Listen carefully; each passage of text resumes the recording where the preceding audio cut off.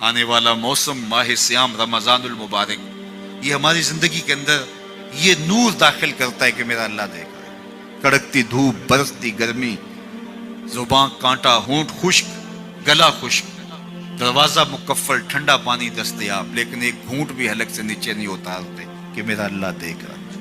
وضو کرتے بھی احتیاط کرتے ہیں کہ میرا اللہ مجھے دیکھ رہا ہے۔ کرتے ہیں کہ نہیں کرتے؟ یہ نور ملتا ہے کہ نہیں ملتا؟ اس کو پھر جذب کر لینا چاہیے تاکہ یہ زندگی میں چھا جائے، کیونکہ جو رمضان میں دیکھتا ہے وہ غیر رمضان میں بھی دیکھتا ہے۔ اور پھر پانی نہیں پیتے کہ اللہ دیکھ رہا ہے، کھانا نہیں کھاتے اللہ دیکھ رہا ہے، لیکن جب آنکھ بھٹکتی ہے تو اس وقت اللہ نہیں دیکھتا، جب خیال بہکتا ہے تو اس وقت اللہ نہیں دیکھتا۔ رشوت میز کے اوپر سے لے رہے ہوں یا نیچے سے لے رہے ہوں تب نہیں اللہ دیکھ رہا ہوتا، اللہ صرف کھانے اور پینے کو دیکھ رہا ہوتا ہے۔ یہ جو ایک نور آیا ہے اس کو جذب کر لے، پوری زندگی میں پھیلا لے۔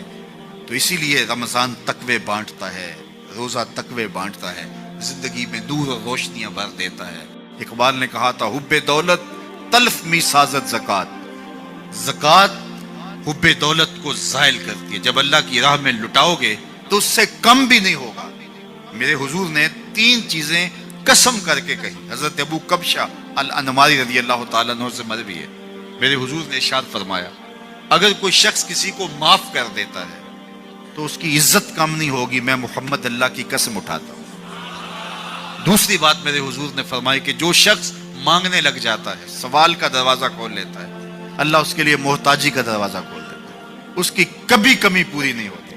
اور تیسری بات میرے حضور نے قسم کر کے کہی ما نقص مال عبد من صدقہ، کہا میں اللہ کی قسم اٹھا کے کہتا ہوں کہ صدقے سے مال کم نہیں ہوتا، صدقے سے مال گھٹتا نہیں ہے۔ تو ایک تو مال بھی نہیں گھٹے گا، یہ ضمانت کس کی ہے؟ میری نہیں ہے، یہ رسول اللہ کی ضمانت ہے۔ ایک تو مال بھی کم نہیں ہوگا، اور دوسرا یہ ہے کہ حب دولت ختم ہوگی۔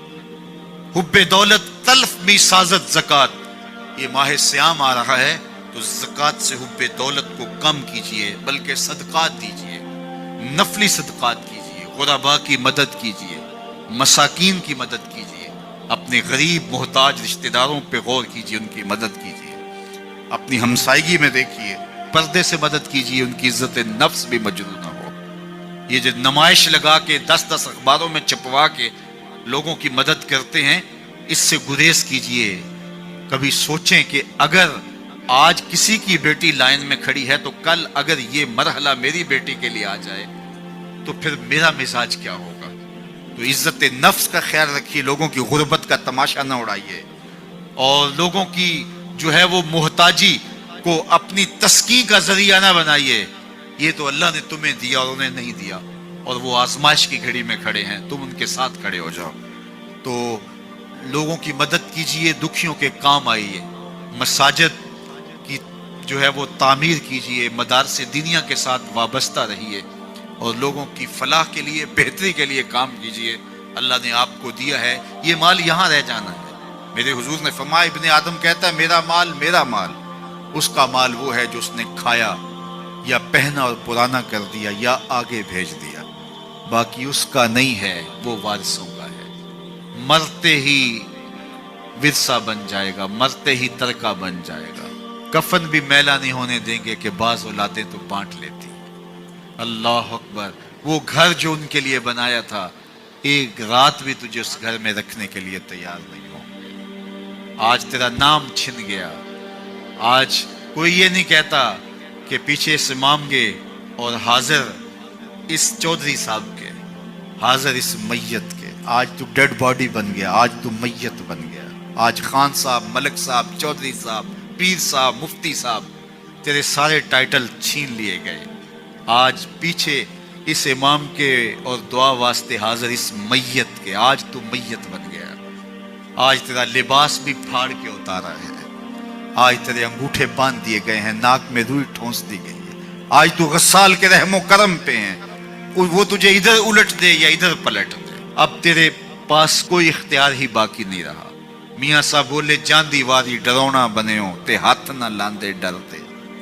آج اولاد بھی دور ہے، پوتے اور پوتیاں بھی ڈرتی ہیں۔ جاندی واری ڈرونا بنے ہو تے ہاتھ نہ لاندے ڈر دے، जिन्ना लई तू पाप कमाए आज किथे नहीं तेरे कर दे।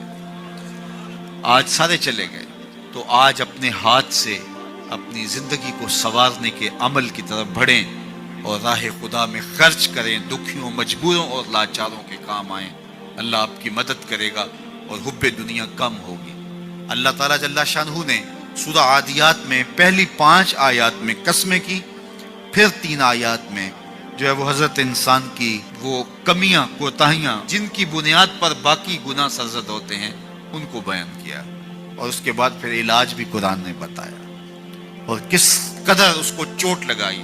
अफला यालमु इज़ा बुसिरा मा फिल कुबूर व हुस्सिला मा फिस सुदूर इन्ना रब्बहुम बिहिम यौमइज़िन लखबीर।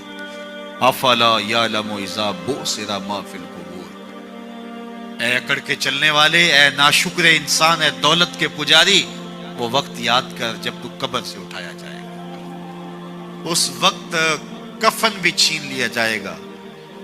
अब सबको छीन लिया गया, दौलत, बैंक बैलेंस, तेरी जायदादें, प्लाजे, गाड़ियां, घर, कोठियां, बंगले, सब कुछ यहीं रह गया।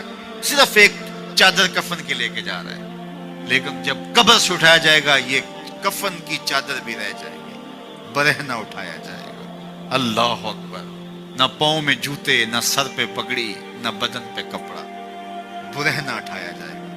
सैयदा आयशा रज़ियल्लाहु ताला अन्हा ने सुना तो कांपने लगी। अर्ज़ की, हुजूर कब्र से बरहना उठाए जाएंगे तो एक दूसरे से हया नहीं आएगी? फरमाया, आयशा मामला इससे भी आगे है। किसी को होश होगी तो हया आएगी, होश उड़े हुए होंगे, खौफे कयामत तारी होगा। कब्रों से यूं लोग उठाए जाएंगे। अफला यालमु इज़ा बुसिरा मा फिल कुबूर। अब बोसिरा का जो मफहूम है, जो तर्जुमा और मानी है, वो तो रहे। बोसिरा का जो सोती आहंग है, जब बोलते हुए एक झटका लगता है तो कब्रों से उठते हुए लोगों की कैफियत मालूम करने के लिए बोसिरा का सोती आहंग ही काफी है। अफला यालमु इज़ा बुसिरा मा फिल कुबूर व हुस्सिला मा फिस सुदूर। हुस्सिला के ऊपर जो तशदीद है, ये माने को कितनी खूबसूरती के साथ एक मुजस्सम पैकर में सामने ला रही है। अल्लाह फरमाता, फिर वो वक्त आएगा जो सीने में होगा वो तश्तस्बाम हो जाएगा। आज आप मुझे नेक समझते हैं, मैं आपको अच्छा समझता हूँ, लेकिन मेरे सीने के अंदर क्या चल रहा है ये आपको नहीं पता। ये मैं तकरीर चहक चहक के कर रहा हूँ, इसके पीछे क्या है? मैं आपके दिल अपनी जानब मोड़ना चाहता हूँ, आपकी जेबें खाली करना चाहता हूँ, या मैं आपके सामने पाक और सुथरा और बड़ा जो है वो नेकोकार बनना चाहता हूँ, या मेरा मकसद रिज़ाए इलाही है? ये मुझे पता है, आपको नहीं पता। आप कहाँ हैं, कहाँ खड़े हैं, मैं आपको अच्छा समझता हूँ, लेकिन आपको पता है कि हम कहाँ खड़े हैं। लेकिन क़यामत के दिन ये सारी चीजें सामने आ जाती। वह हुस्सिला मा फिस सुदूर। और सूरा अत-तारिक में फरमाया, यौम तुबला सराइर फमा लहू मिन कुव्वतिन वला नासिर। उस दिन सारे राज खोल दिए जाएंगे और कोई ताकत नहीं होगी जो उन राजों को खुलने से रोक सकेगा। आज ताकतवर की बात नहीं खुलती और कमजोर की बात उछाल दी जाती है, लेकिन वो वक्त आने वाला है, यौम तुबला सराइर फमा लहू मिन कुव्वतिन वला नासिर। न जोर के बल पे, न जर के बल पे, न किसी और बल पे किसी काम को रोका जा सकेगा। हर शय तश्तज़बाम हो जाएगी। वो कितना सख्त दिन होगा। ऐ दावरे हशर मेरा नामाए आमाल न पूछ, इसमें कई पर्दा नशीनों के भी नाम आते हैं। तो वो कितना सख्त दिन होगा। वह हुस्सिला मा फिस सुदूर इन्ना रब्बहुम बिहिम यौमइज़िन लखबीर। बेशक उनका रब उस दिन उनसे खूब बाखबर होगा। वो आज भी बाखबर है, लेकिन आज कईयों को यकीन नहीं कि वो बाखबर है, लेकिन उस दिन सबको यकीन हो जाएगा कि मेरा रब इससे बाखबर है। जब पुरानी तस्वीरें चलना शुरू हो जाएंगी, जब सारी वीडियो सामने आ जाएगी, जिंदगी में जो जो किया, तन्हाई में, एलानिया, खुफिया, जहां जहां जो किया, दादे ऐश दी, सब कुछ तश्तज़बाम होगा। सब कुछ जो है वो स्क्रीन पे चल रहा होगा, कोई चीज भी तश्तज़बाम होने से नहीं रह जाएगी। तो फिर बंदा कहेगा, ओहो ये तो सब मेरे मालिक को पता था, लोगों की नजरों से छुप सका, रब की निगाहों से तो नहीं छुप सका। उसकी निगाहों से कौन छुप सकता है? ये यकीन आज अपनी रूहों में उतार लो, अच्छी तरह से जज्ब कर लो। گناہوں سے بچنے کا اکثیر نسخہ ہے یہ یقین کہ میرا رب مجھے دیکھ رہا ہے۔ یہ یقین جب روح میں جم جائے، خیالوں میں اتر جائے، اعتقاد کا پختہ حصہ بن جائے، پھر بند کوٹھڑی میں بھی جرم نہیں ہو سکتا کہ میرا مالک تو مجھے دیکھ رہا ہے۔ آپ دیکھتے نہیں کہ جب ساتوں دروازے بند کر کے بت کے اوپر موٹا کپڑا ڈال کے زلیخا بولی ہے تلک یوسف اب تو آ جاؤ نا، اب تو کوئی نہیں دیکھ رہا، قال معاذ اللہ، تو جناب یوسف نے کہا میں اللہ کی پناہ میں آتا ہوں۔ اللہ اکبر، تو دروازے بند کر کے لوگوں کی نظروں سے چھپ گئی ہے، اور بے نور آنکھیں رکھنے والے اس پتھر کے بت سے بھی حیا کرتی ہے اور اس پہ بھی پردہ ڈال لیا ہے۔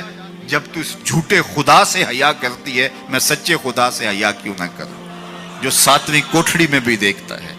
اتنی روشنیاں برسی کہ گناہ کا تصور بھی محال ہو۔ تو یہ یقین کہ میرا اللہ مجھے دیکھ رہا ہے۔